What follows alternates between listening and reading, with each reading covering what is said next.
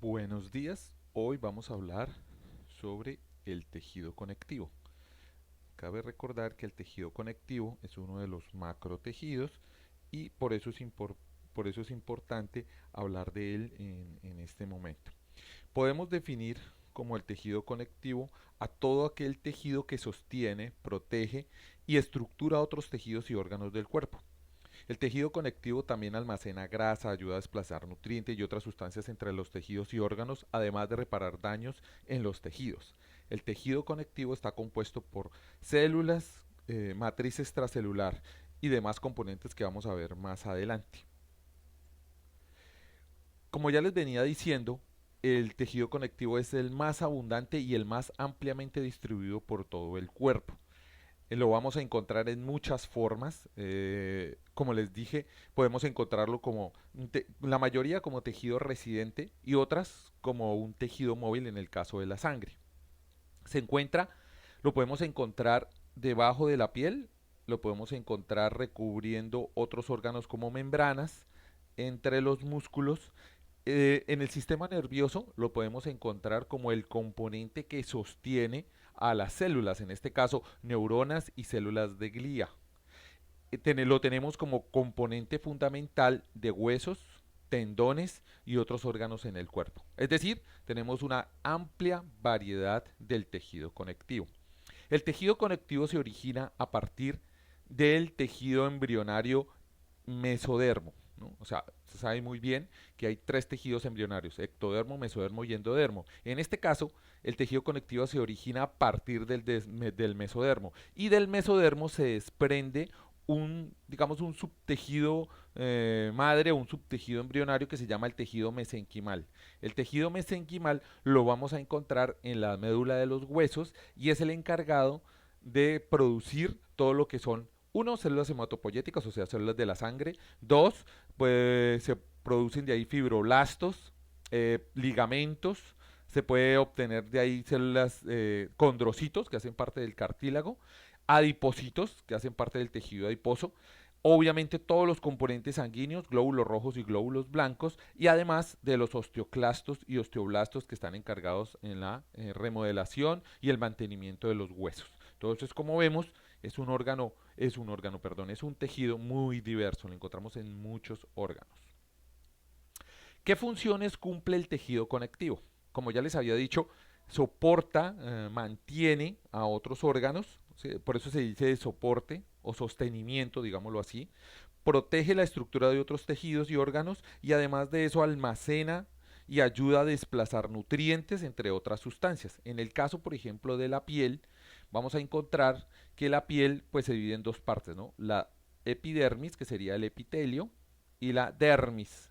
Y en la dermis vamos a encontrar todo lo que son tejidos conectivos, en este caso dos, el tejido conectivo laxo y el tejido conectivo denso y regular. Los dos van a cumplir una función básicamente de soportar la piel, es decir, soportarla en el sentido de darle los nutrientes. Recuerden que en el epitelio no hay vasos sanguíneos, entonces por circulación sanguínea va a llegar oxígeno y nutrientes, en este caso a la dermis, a la parte inferior, y esta le transmitiría esos nutrientes y, y el oxígeno hacia el epitelio, ¿no? Entonces cumple una función de sostenimiento, de soporte, ahí viene la palabra. De almacenamiento la podemos encontrar porque hay células que se encargan de almacenar. Por ejemplo, los adipocitos son células que se encargan de almacenar triacilgliceroles, colesterol y otros componentes. También tenemos los glóbulos rojos. Los glóbulos rojos son los encargados también de almacenar los gases, oxígeno y dióxido de carbono mediante oxidorreducción, ¿no? Y el macrófago, que es lo que vemos acá, que es una célula que hace parte del sistema circulatorio del tejido móvil, se encarga también de, por medio de la fagocitosis, de atrapar, no sé, bacterias, microorganismos, parásitos, ¿cierto? Y cuando hace ese fagocitosis, convierte esa estructura en un fagosoma y el lisosoma le inyecta ahí las enzimas líticas y lo destruye. Pero el macrófago puede retener esa estructura para posteriormente presentar el antígeno a los glóbulos blancos, al sistema inmune. Entonces cumple una función de almacenamiento, ¿no? De transporte, igualmente los glóbulos rojos, fuera de almacenar los gases, los transportan, los llevan a los diferentes órganos y diferentes células de todo el cuerpo. Entonces también cumple una función de transporte, al igual que el macrófago, que puede transportar dentro de sí aquellos antígenos, o sea, proteínas que sean importantes para el sistema inmune. De defensa y protección tenemos porque el sistema inmune, que ya saben ustedes que se dividen en dos, el innato y el adquirido, están en la sangre, ¿no? Entonces la sangre circula a través del cuerpo y gracias a los glóbulos blancos que tienen diversidad de funciones van a cumplir esa acción de defensa y protección. Hay que recordar pues que tenemos todo un sistema inmune que actúa, digamos, de una manera sincrónica para detectar cuando algo es extraño, realizar los anticuerpos y después posteriormente atacarlo, ¿no? Entonces, defensa y protección. En los huesos podríamos hablar algo de defensa y protección porque son los encargados, digamos, de soportar los órganos internos, de protegerlos de golpes, etcétera, etcétera. Entonces también haría una función de defensa y de protección. ¿De qué está compuesto el tejido conectivo? El tejido conectivo está compuesto de dos estructuras fundamentalmente. Uno son las células, ¿sí? Que por lo general las células siempre van a estar separadas y, digamos, aisladas mediante una sustancia que se llama la matriz extracelular, que sería el segundo componente del tejido conectivo. Eh, Vamos a empezar a hablar de las células, ¿no? Como parte del componente y después hablamos de la matriz extracelular. Entonces, dentro de las células vamos a encontrar que hay una gran diversidad de células, como tan diversos son los tejidos. Tenemos dos tipos de células, las residentes y las móviles.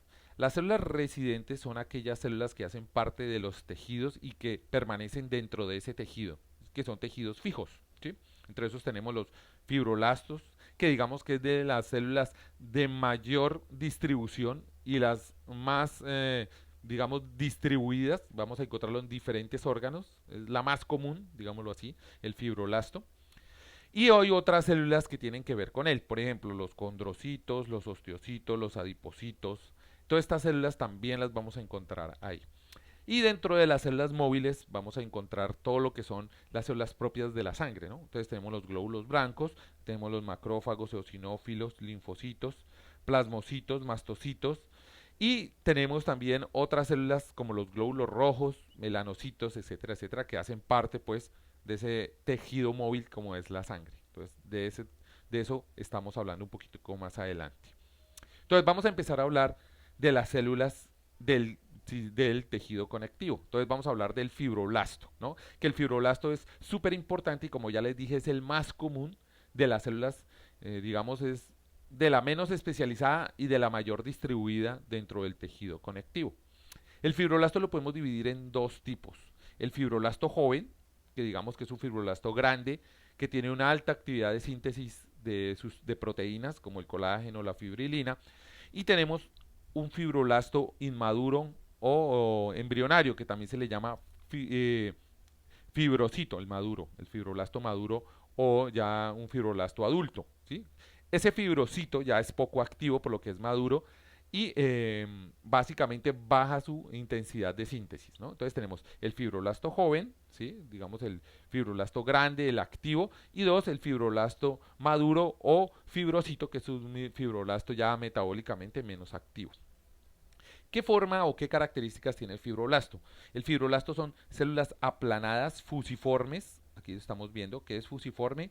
Son células que tienen forma de hoz, ¿cierto? La hoz es esta forma así, como de S, ¿cierto? Tiene prolongaciones delgadas que le permiten fijarse al tejido.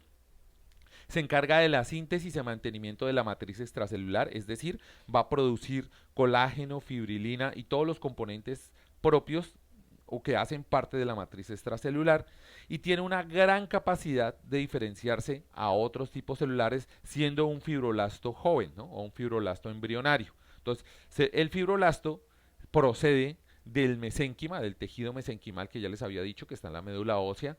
Ese fibroblasto se sintetiza allí. Como es un fibroblasto joven, si por necesidades de los tejidos se puede derivar, o sea, se puede ir hacia otros linajes, como lo son las células óseas, que entre esas tenemos los osteoblastos o los osteoclastos, cualquiera de esos dos van a servir.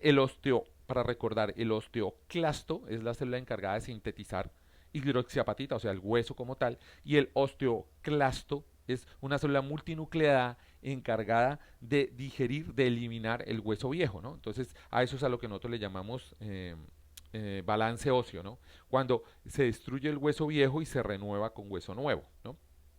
También este fibroblasto se puede derivar a condrocito, que son todas las células propias de los, uh, de los tejidos semiduros como tal, que son los cartílagos. Entonces, los condrocitos hacen parte de los cartílagos y de también los tendones, ¿no?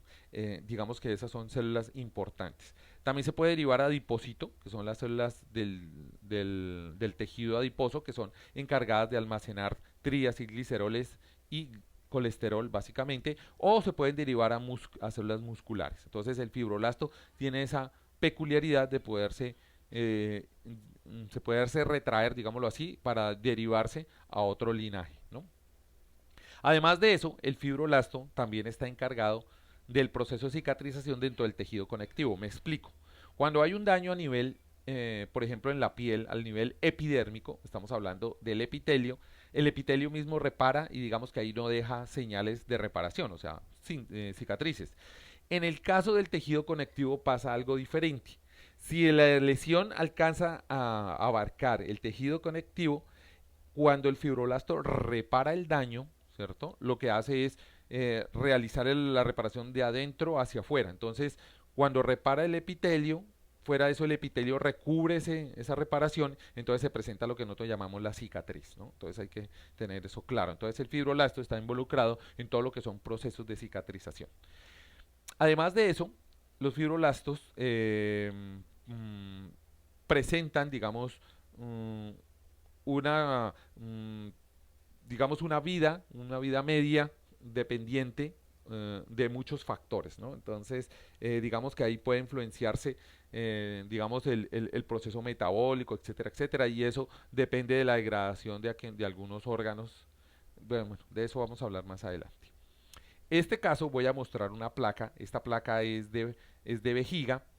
La vejiga, la vejiga se caracteriza por ser un órgano que puede expandirse al almacenar orina. Entonces, al realizar esa expansión requiere un tejido conectivo que permita, digamos, deformar o soportar una alta presión. En este caso, es tejido conectivo laxo, el que vemos acá, es a lo largo, son tejidos conectivos que presentan esa característica de poderse expandir.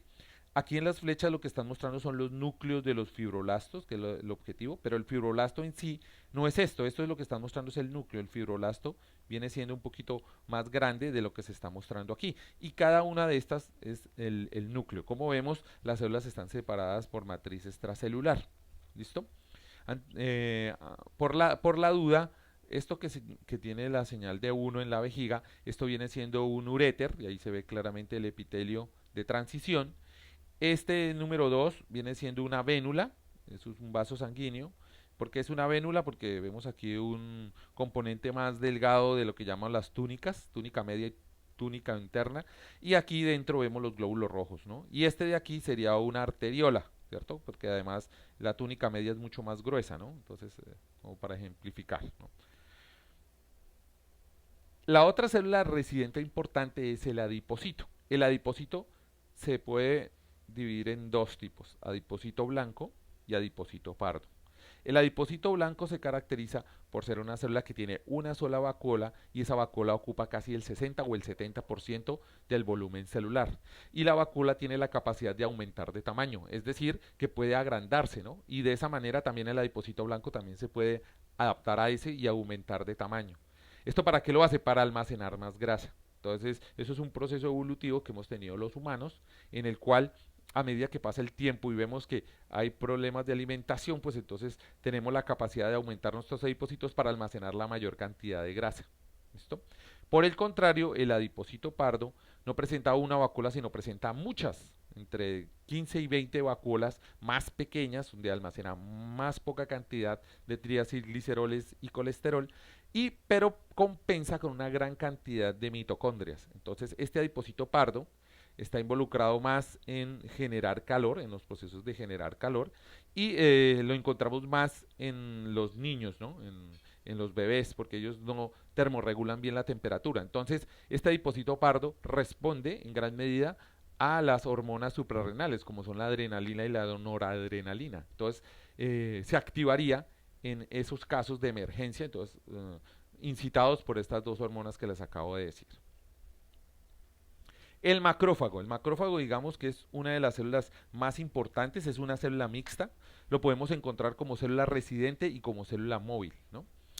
Se caracteriza porque presenta, digamos, prolongaciones en su citoplasma que le llamamos pseudópodos o falsos pies, que se encargan de engullir o fagocitar estructuras extrañas. Entonces, al fagocitar esas estructuras, genera un fagosoma. Y los lisosomas, que son los organelos celulares encargados de producir enzimas digestivas, inyectan a ese fagosoma esas enzimas para degradar lo que él ha fagocitado. El macrófago tiene un origen monocito, significa que precede de la célula monocítica, una célula monocítica madre en la médula ósea, en el tejido mesenquimal, y este a su vez pasaría a circulación sanguínea para cumplir la función que anteriormente les comenté. De otro lado, el macrófago también lo podemos encontrar como célula residente o célula especializada en algunos órganos. Ejemplo, eh, en el hígado se puede diferenciar a lo que nosotros llamamos células de Kupffer, que son unas células que se tienen en el hígado encargadas. El hígado es un órgano encargado de filtrar la sangre y eliminar desechos y sustancias tóxicas, ¿no? Parte de esa función lo hacen esas células de Kupffer, que básicamente son macrófagos y harían casi lo mismo que les estaba mencionando aquí arriba. En el caso del hueso, yo ya les había mencionado que hay una célula que se llama osteoblasto que sintetiza y otra que se llama osteoclasto que se encarga de degradar. Entonces, en este caso, los monocitos se fusionan, se genera una célula multinucleada que tiene características de macrófago, es decir, su citoplasma se puede expandir y produce enzimas líticas que destruyen el hueso viejo, ¿cierto? Reconsumen esas sustancias para reciclarlas y esperaría que el osteoclasto regenerara el hueso. En los problemas de osteoporosis, en las mujeres mayores, lo que ocurre es que este proceso se desbalancea por las hormonas. Entonces, hay una igual, la tasa de destrucción de hueso se mantiene, o sea, nosotros normalmente durante nuestra vida estamos eliminando el hueso viejo y regenerando el hueso nuevo, pero el problema es que a cierta edad la regeneración del hueso nuevo no se da a la misma velocidad de la eliminación del hueso viejo y se crea un desbalance óseo produciendo osteoporosis, ¿no? Y por último tenemos el macrófago del sistema nervioso que se llama microglias, ¿no? Las microglias son células del sistema nervioso encargadas de eliminar cualquier tipo de parásito o sustancia que logre pasar eh, esa, esa, esa barrera encefálica, ¿cierto? Y digamos que la única medida de protección que tenemos son las microglias. Bueno, ¿qué características estructurales tienen los macrófagos? Entonces, los macrófagos básicamente tienen abundantes lisosomas, que son los organelos celulares encargados de producir enzimas líticas. Genera vesículas fagocíticas o fagosomas, los cuales lo que hacen es envolver lo que acabó de fagocitar y gracias a los lisosomas incorporaría enzimas que degenerarían o degradarían ese tejido. Y además de eso, su núcleo es irregular, aunque pocas veces se ve el núcleo debido a la presencia de los fagosomas. ¿Qué funciones cumple el macrófago? Eliminar la matriz extracelular vieja, ¿sí? En el caso de diferentes tejidos conectivos y en el caso del hueso, eliminaría el hueso viejo, ¿no? Entonces, se encarga de eliminar ese tejido envejecido. También tiene una función de presentación de antígenos. ¿Eso qué quiere decir? Que cuando encuentra una proteína extraña, el macrófago es capaz de identificar esa proteína y llevarla hacia los linfocitos B, ¿sí? Y los linfocitos B se encargan de producir los anticuerpos, ¿no? Entonces, a eso se le llama presentación de antígenos. Y también el macrófago está involucrado en la producción de citoquinas, en todo lo que son todo lo que son las interleuquinas y participa en todo lo que es complemento, la activación de complemento. ¿Qué es el complemento? Es todo lo que es relacionado con inflamación, ¿sí? Todos los procesos inflamatorios está involucrado también el macrófago, ¿no? Entonces activa el gen NF kappa beta, ¿cierto? Que es un gen proinflamatorio o proapoptótico, en este caso sería proinflamatorio, activaría todas esas interleuquinas y todas esas citoquinas encargadas de producir esos efectos de inflamación, ¿no? Entonces, cuando hay un proceso inflamatorio, por lo general siempre está involucrado los macrófagos. Aquí tenemos una imagen del pulmón donde vemos los macrófagos, en este caso serían estas estructuras que estamos viendo acá. Como ven, son grandes, no tienen forma definida, no se les ve mucho el núcleo. Los puntos negros que ustedes observan son los fagosomas, debido a que en el pulmón podemos encontrar estas estructuras negras, que probablemente es alquitrán, producto de la respiración de un ambiente contaminado. Recuerden que por combustión de petróleo, pues vamos a tener alquitrán en el aire y digamos que el macrófago se encarga de eliminar ese alquitrán. En el caso de los fumadores, la tasa de incorporación de alquitrán es hasta 1 millón de veces más alta que una persona normal. ¿Eso qué quiere decir? Eso quiere decir que en un solo cigarrillo, una aspiración de un cigarrillo, se puede tener casi toda una vida de respirar una persona no adicta al cigarrillo en una ciudad contaminada. Entonces, ¿cuánto tarda un cigarrillo eliminarse, digamos, en efectos de macrófagos? Como 5 años. Entonces, para que se den una idea de la contraposición que habría en la contaminación, en ese caso, en los pulmones. La otra célula importante, que ya pasa a ser una célula una célula móvil, no una célula fija, sería el mastocito. El mastocito se le llama como célula cebada. ¿Por qué se le llama célula cebada? Porque tiene muchos gránulos dentro del citoplasma. El mastocito proviene de la médula ósea, específicamente del tejido mesenquimal, o sea, viene de la matriz ósea, ¿cierto? Matriz ósea, y se caracteriza por ser una célula ovoide, ¿sí? O redondeada o en forma de diamante, digamos lo que sería la forma, o fusiforme, digámoslo así.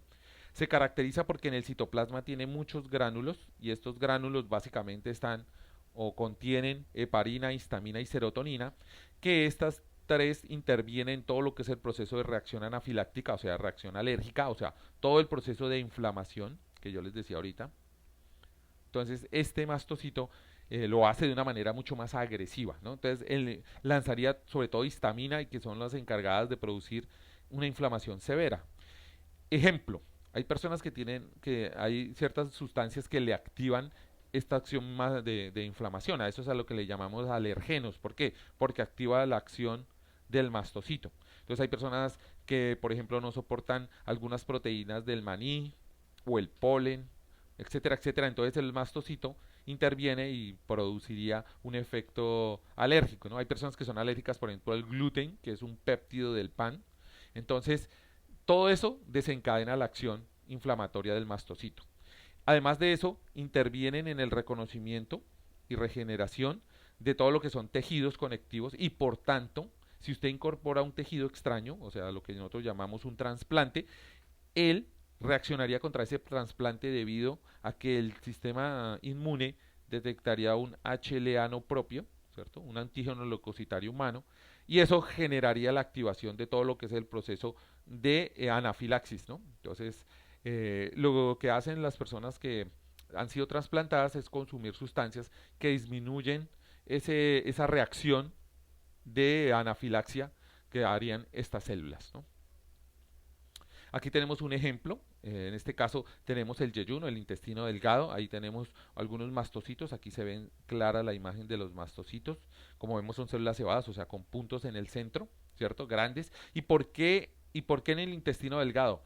Digamos porque el intestino delgado es el órgano encargado de asimilar nutrientes producto de la digestión, ¿cierto? Entonces allí podríamos encontrar bacterias o parásitos que se estuviesen aprovechando para alimentar o alimentarse de esos nutrientes que hemos trabajado nosotros. Entonces, digamos que los mastocitos están en amplio número allí para generar reacciones contra ellos, ¿no? Reacciones alérgicas o procesos inflamatorios. Por esa razón, encontramos o observamos estos mastocitos en el intestino, podemos darnos una idea de por qué hay, cuando se consume algún alimento al cual eres alérgico, la reacción es muy fuerte, ¿no? Porque en el intestino hay muchos mastocitos. Entonces las personas que son alérgicas al maní, al gluten, pues lo primero que se va a inflamar es esa parte del intestino, ¿no? Entonces va a generar una reacción contra esos alimentos. Otras células de circulación son los granulocitos o eosinófilos. Los eosinófilos se caracterizan por ser células que tienen muchos puntitos en su citoplasma, por eso cuando se habla de una célula con puntos en su citoplasma se habla que es eosinófila, gracias a esto, que fue la primera célula que se le encontró esta característica. Son componentes muy comunes del tejido sanguíneo, de las células blancas. Tienen una vida realmente un poquito larga y digamos que hacen parte del sistema inmune innato. ¿Por qué? Porque dentro de sí tienen información que ya vienen heredada de generación en generación de nuestros ancestros, de contactos con parásitos, ¿sí? O algunos microorganismos que ya llevamos un contacto desde que empezamos a evolucionar, entonces hemos creado toda una defensa contra ellos, ¿cierto? Y eso hace parte de lo que nosotros llamaríamos el sistema inmune innato, o sea, el que nos heredan y el que vamos a heredar, ¿listo? El otro sistema inmune sería el adquirido, el que cuando nacemos vamos requiriendo anticuerpos, etcétera, etcétera, como en este caso con el coronavirus, que es un virus nuevo, y entonces para adquirir anticuerpos o tendríamos que contagiarnos o tendríamos que vacunarnos. Entonces la vacuna lo que hace es generar anticuerpos contra él. En este caso, los eosinófilos tienen ya dentro de su estructura guardada esa información para contraatacar o afectar a estos parásitos. Los linfocitos, básicamente los linfocitos T, ¿sí? Que se dividen en CD4 y CD8, son los encargados de hacer la inmunovigilancia, ¿no? Ellos son como la policía de nosotros. Ellos se encargan de detectar lo propio del extraño, por lo mismo que yo les hablaba ahorita de gracias al HLA, a los antígenos leucocitarios humanos, que son como nuestra cédula, lo que nos permite identificarnos. Cuando un órgano es externo, no tiene el mismo perfil de HLA. Los perfiles de HLA sirven para identificar cuando una persona es compatible para un trasplante. Entre más el perfil sea más parecido, pues es más fácil, ¿no? En este caso, los linfocitos detectan ese HLA y cuando algo es extraño, entonces inician todo lo que es el proceso de reacción contra ese organismo, contra ese parásito. ¿Listo? Se caracterizan por ser células que tienen un núcleo que es aproximadamente el 80% del tamaño celular, con apenas un 20% del componente citoplasmático, ¿cierto? Y digamos que son el blanco, por ejemplo, del VIH. El VIH ataca específicamente al linfocito T. Entonces, como él es el que inicia el proceso, es el que identifica, si no está el linfocito T, el sistema no puede activarse. Entonces, por esa razón, los que padecen o los que tienen ese virus, después padecen un síndrome que se llama de inmunodeficiencia, ¿no? Y básicamente mueren por la acción de cualquier otro parásito que no es detectado por el sistema inmune porque no hay esos linfocitos T, ¿no? También tenemos los plasmocitos que son también llamados linfocitos B. Esos linfocitos B lo que hacen es generar anticuerpos, a ellos son a los que les presentan el antígeno, o sea, le presentan la proteína y ellos son los encargados de generar los anticuerpos, ¿no? Hay que recordar que los anticuerpos tienen una cadena pesada y una cadena liviana, ¿cierto? Y eso lo que hace el anticuerpo es reconocer algo, ¿sí? Para evitar otra vez pasar con el mismo proceso que el linfocito B lo detecte, que se presente el antígeno y que el linfocito B cree el anticuerpo y que el anticuerpo llame a las NKs o natural killer o asesinas naturales. Ya con el anticuerpo nos ahorraríamos casi la mitad de todo eso y entrarían directamente las natural killer y sería más eficiente el sistema inmune. Por eso es tan importante tener anticuerpos en circulación, ¿no? Y eso es lo que hacen gracias a los linfocitos B. Se caracterizan por ser células con un citoplasma más grande que los linfocitos T, por ejemplo, pero sí tienen un núcleo grande, ¿no? Pero no tan grande como los linfocitos T. Los melanocitos. Los melanocitos son células encargadas de sintetizar la melanina, ¿no? Es la que le da el color, el pigmento a la piel, al cabello, al iris del ojo, ¿cierto? Entonces, digamos que son la diferente expresión de los melanocitos es lo que nos da la característica que nosotros denominamos como raza. O sea, la raza genéticamente no existe. Lo que ocurre es que hay una sobreexpresión o una subexpresión de los melanocitos. Me explico. Si eres una persona africana, tienes una sobreexpresión de melanina, o sea, tienes más melanina de lo normal y por eso presentan pieles oscuras. Cuando las personas viven en ambientes con poco sol, como los nórdicos, pues esos melanocitos no se van a expresar tanto y por tanto van a tener pieles claras y ojos más claros, ¿no? Esa es la diferencia que hay y eso es la función que cumplen los melanocitos. Ahora vamos a hablar de la matriz. Ya hablamos de las células, ahora vamos a hablar de la matriz extracelular, ¿no? Entonces la matriz extracelular es el otro componente del tejido conectivo. También se le denomina como sustancia fundamental amorfa. ¿Por qué? Porque no tiene, digamos, como su nombre lo indica, una forma definida, ¿cierto? Y se caracteriza, uno, porque esa sustancia permite el paso de gases, o sea, de oxígeno y de dióxido de carbono, de sustancias nutritivas, de productos de degradación, porque ahí hay una amplia circulación de vasos sanguíneos, y básicamente está compuesto de ácido hialurónico, proteoglicanos y glucoproteínas. Esta característica le da una conformación como de gel o gelatinosa y histológicamente se resiste a la acción, por ejemplo, de la hematoxilina y de la eosina, que son colorantes. Entonces, cuando el colorante va a impactar este gel o esta sustancia fundamental amorfa o esta matriz extracelular, pues no se va a colorear, va a quedar como blanco, ¿no? Y es gracias a esa resistencia por estos componentes, ¿no?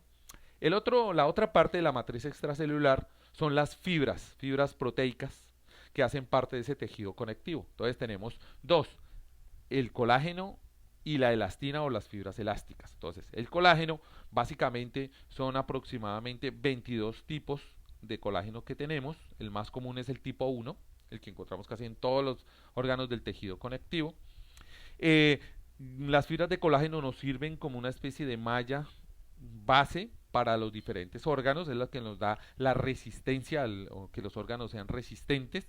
Lo encontramos en todos los tipos: piel, algunas membranas, ligamentos, fascias, hueso, dentina, cartílagos, etcétera, etcétera. Vamos a encontrar en gran cantidad ese colágeno. O sea que es un componente estructural importante. ¿Listo? Y obviamente se asocian fibras y producen esas mallas. Por otro lado, la elastina, o las fibras elásticas, son muy, como su nombre lo indica, son muy extensibles, ¿no? Eh, Presentan una característica de goma, o sea, generarían una resistencia contra la tracción, ¿cierto? O contra la acción elástica.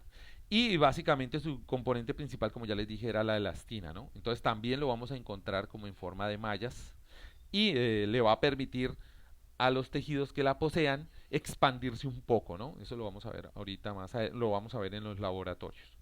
Aquí tenemos un ejemplo de una piel, en este caso esto es piel de ratón adulto.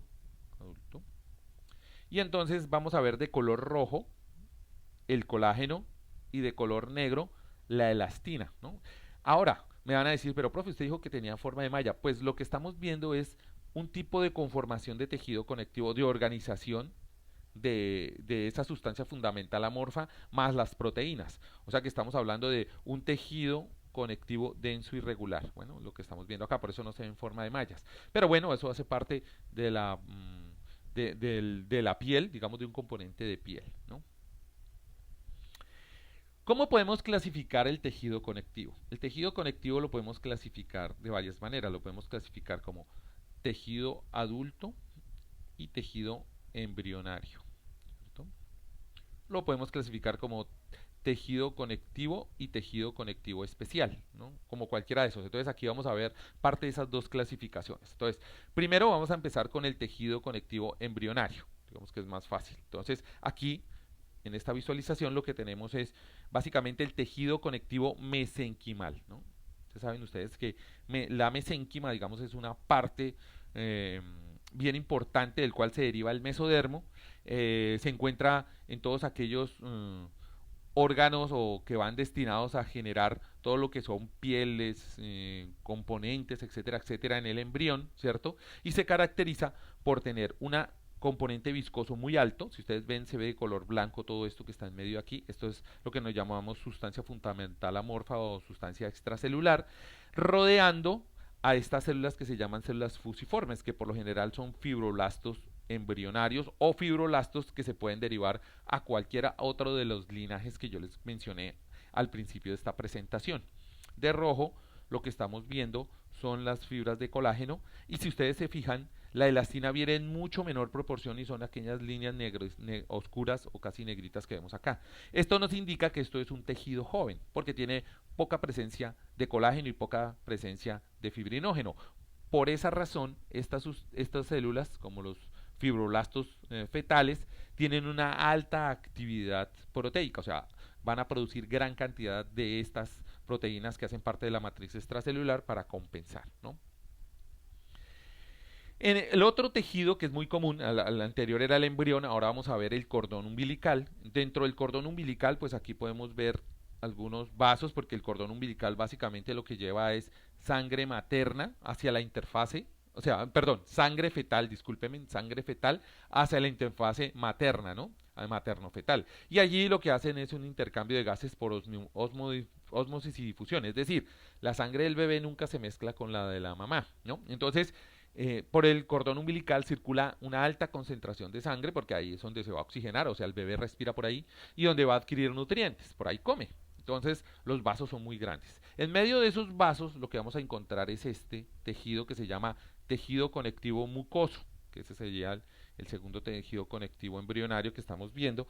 Y ese tejido conectivo mucoso, que aquí lo vemos, se caracteriza también por tener esas células, esos fibroblastos embrionarios, que son de gran tamaño, en medio de una matriz extracelular compuesta en gran cantidad de colágeno, proteoglicanos, ácido hialurónico, la misma matriz extracelular, la sustancia fundamental amorfa, pero en el caso del cordón umbilical, esta sustancia fundamental amorfa la llamamos gelatina de Wharton, ¿no?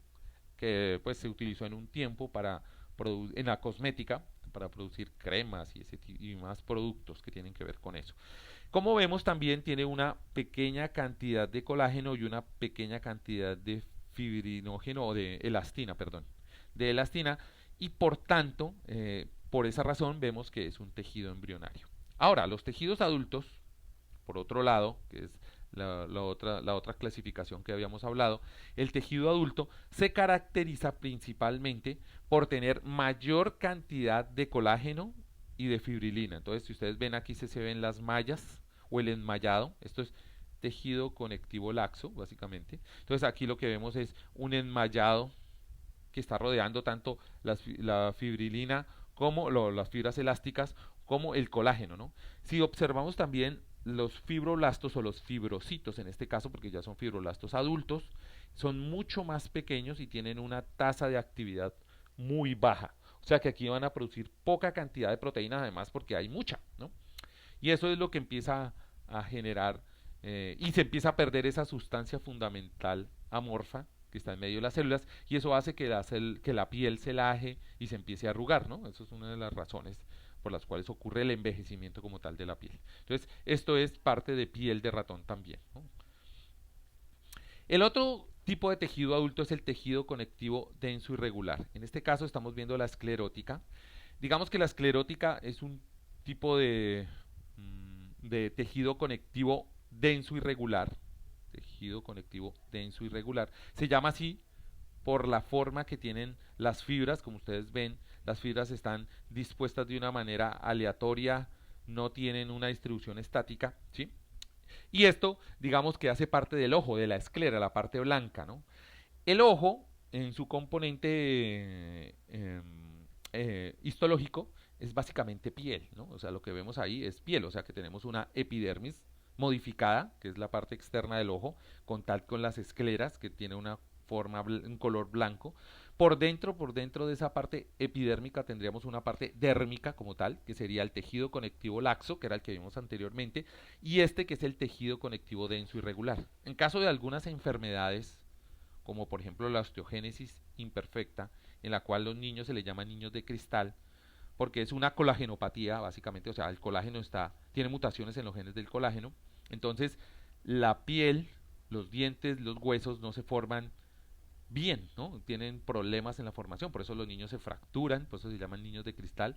La piel también sufre mucho, los dientes, dentinogénesis imperfecta, y en el caso de sus ojos, la parte externa, la parte blanca, que sería como la parte epidérmica, queda como transparente, entonces se alcanza a ver la parte de la parte dérmica, el tejido conectivo laxo y sobre todo el tejido conectivo denso irregular, y a eso es a lo que nosotros le llamamos la esclera, ¿no? Y por eso se ve azul. Entonces esos niños hoy se caracterizan por tener esa parte blanca azul, ¿no? Y eso se debe a eso. Por esa razón le están viendo ese color azul, ¿no? De otra parte, tenemos otro tipo de tejido que es el tejido conectivo denso regular. En este caso estamos viendo tendón humano y se caracteriza básicamente porque los fibrocitos están dispuestos de una manera periódica en medio de esas proteínas como el colágeno y la fibrilina, entonces permanecen de una manera periódica. ¿Listo? Esto es propio de algunos tejidos que son resistentes como el tendón, ¿cierto? Y como que permite anclar el músculo al hueso, o sea, el tendón es un intermediario entre el hueso y el músculo para anclar ahí el músculo y que pueda ser palanca, ¿no? Entonces, por esa razón los tendones o los ligamentos tienen que tener este componente, ¿no? Que son bien interesantes. Soporta una gran tracción, pero hasta cierto punto, ¿no? Por eso, cuando hay lesiones en la rodilla y en los codos, sobre todo en las articulaciones hay muchos tendones, muchos ligamentos, entonces se sufre, se rompen, ahí es lo que llamamos una distensión, eso es un rompimiento, algo parecido a lo que estamos viendo acá, pero esto es causado por la cuchilla que cortó el tejido, más no por una lesión, entonces se rasga así como una tela y la única manera de reparar es cosiéndola, ¿cierto? Se cose. Y, y en casos más extremos, por ejemplo como en deportistas, pues se reemplaza, ¿no? Se reemplaza ese tejido. Este es el tejido conectivo denso regular. Por otro lado tenemos la piel, y aquí hay que tener una gran, digamos, característica, porque la piel se caracteriza por tener dos componentes que son súper importantes. O sea, esta es la parte del epitelio, aquí la parte del epitelio, que ya sabemos que es epitelio plano estratificado, no, pero en este caso es queratinizado, aquí se ve la queratina, ¿cierto? Hasta aquí sería el epitelio. Y debajo tenemos dos estratos, ¿no? Este que es el tejido conectivo laxo, que era el que vimos anteriormente, y este que es el tejido conectivo denso irregular, ¿no? Entonces, digamos, tenemos esos dos componentes propios. Si ustedes observan, uno, vemos gran cantidad de células, fibroblastos, macrófagos, melanocitos aquí. Y aquí en el denso irregular tenemos menos presencia de células, pero los tejidos vienen organizados mucho más desordenadamente, ¿no? Entonces, uno es el estrato papilar y el otro es el estrato reticular, ¿no? Entonces, digamos que esta parte sería lo que nosotros llamamos la dermis y esto sería la epidermis, ¿no? Eso es lo importante en la piel, los dos tipos de tejido conectivo. En el caso de la vagina, por ejemplo, presenta, aunque es piel, ¿sí? Van a observar ustedes que presenta un 90% de tejido conectivo laxo, o sea, tiene mucho más tejido conectivo y eso tiene lógica. El tejido conectivo laxo, como ya les había explicado, es un tejido que permite expandir algunos otros tejidos, ¿no? En este caso la vagina, en el momento en que nace el bebé, ella tiene que dilatarse ampliamente, entonces debe tener un alto componente de tejido conectivo laxo. Y esa es la diferencia que hay entre la piel normal y la vagina, ¿no? Además de eso, el tejido conectivo denso irregular es muy cortito y casi lo que hace es rodear al músculo, en este caso, estos son los músculos propios del piso pélvico, ¿no? Entonces ahí tenemos el iliops y el psoas, que son músculos estriados, y entonces ahí tenemos una alta presencia de esos músculos, ¿no? Pero si ustedes lo principal de ver este corte de vagina es el tejido conectivo laxo. De otra parte tenemos los tejidos conectivos especiales que ya les había dicho. En este caso son todo lo que llamamos cartílagos, hay varios tipos. Entonces en este caso el primero es el cartílago fetal, el que preforma los huesos, ¿cierto? Entonces aquí se caracteriza por tener condrocitos, que son estas células que presentan una forma como de huevo frito, ¿cierto? Y en medio de ellos tiene una sustancia fundamental amorfa compuesta en gran medida de colágeno, mucho colágeno, ¿no? Por eso este tejido es fuerte, pero a la vez es flexible, ¿no? Y este tejido después va a ser reemplazado por el hueso, ¿no? El otro tipo de cartílago es el cartílago hialino, ¿sí? Que lo encontramos en medio de la tráquea formando unos anillos, la tráquea, ¿sí? La tráquea tiene unos pequeños anillos, esos anillos son básicamente cartílago hialino y lo que hacen o la función principal de esos anillos es mantener un espacio para que circule el aire dentro de él. Esa es la principal función. Lo encontramos en medio del cuello, en los hombres cerca de la manzana de Adán o en las chicas en medio del cuello. Si ustedes se tocan con el dedo van a sentir esos anillos y básicamente esos anillos también están conformando los bronquios esos de cartílago y su función principal es mantener esos espacios abiertos para que circule el aire. En este caso, el que estamos viendo aquí es cartílago hialino, ¿cierto? Que hace parte de esto, que se caracteriza por tener los condromas, que son estas células que son grandes, en un color morado oscuro, y la matriz extracelular o la matriz intraterritorial, que sería esto rosado, sería gran cantidad de colágeno, la tenemos de un color rosado, ¿no? Entonces es lo característico. En este caso, esto es tráquea, no es humana, esto es de mono rhesus. Nosotros tenemos tráqueas en el laboratorio, pero de cobayo o de conejo, ¿sí? Y son igualitas, ¿no? Se caracterizan de lo mismo. Por otro lado tenemos también el cartílago elástico. Este lo encontramos, por ejemplo, en las orejas, en el tabique de la nariz. Encontramos esto, y es la parte blanda de la nariz y en las orejas. Entonces, es elástico porque uno, los condromas son gigantes, son grandísimos, vienen en grupos de 3, y en medio de ellos, y son de rojo ladrillo porque en medio de ellos hay gran cantidad de fibrinógeno, o sea, sustancia elástica y mucho colágeno, ¿no? Por eso dan ese color rojizo. Por esa razón, si usted mueve la oreja se puede deformar fácilmente y vuelve otra vez a su forma original, ¿no? Esa es característica principal del cartílago elástico. Por otro lado tenemos el cartílago fibroso. Ese cartílago lo vamos a encontrar en medio de las vértebras. Encontramos ese cartílago fibroso, ¿cierto? Las vértebras, este sería el cartílago fibroso, sería como una especie de colchoncito que hay en medio de las vértebras y que lo que hace es evitar que vértebra con vértebra se toquen, ¿no? Porque eso causaría un dolor extremo. Y fuera de eso permite poner peso y esto hace que se deforme, esto hace una especie de colchoncito, un colchón que sostiene el peso en la columna, ¿no? Lesiones en este cartílago fibroso puede producir lo que nosotros llamamos las hernias, ¿no? Que en el caso de que una hernia vaya hacia la parte nerviosa, pues va a presionar obviamente el nervio y va a causar dolor, y por esa razón las hernias duelen, ¿no? Entonces este sería el cartílago fibroso, que hace parte de los discos intervertebrales. Los otros tejidos especiales sería el tejido óseo, y el tejido óseo se puede dividir en dos, el tejido esponjoso y el tejido compacto, ¿no? El esponjoso, como vemos aquí, sería esta parte del hueso, y por dentro tendríamos la médula, ¿no? El tuétano que llaman, ¿no? Esa médula es básicamente tejido mesenquimal, que era el que habíamos hablado al principio, o sea, aquí se va a originar todo lo que son células hematopoyéticas, o sea, la sangre, los fibroblastos, los condrocitos, todo eso se origina aquí, o sea que esto es en medio de la médula ósea. Y lo blanco es el huesito, ¿no? Serían las trabéculas que llamamos nosotros. Por otro lado tenemos el hueso compacto, que como vimos en el cartílago fetal, ¿sí? Lo primero que hay es un cartílago fetal y después lo que se genera es un sistema que va al centro con un conducto que se llama el conducto de Havers, y por tanto ese sistema también se le denomina sistema de Havers o osteona, ¿no?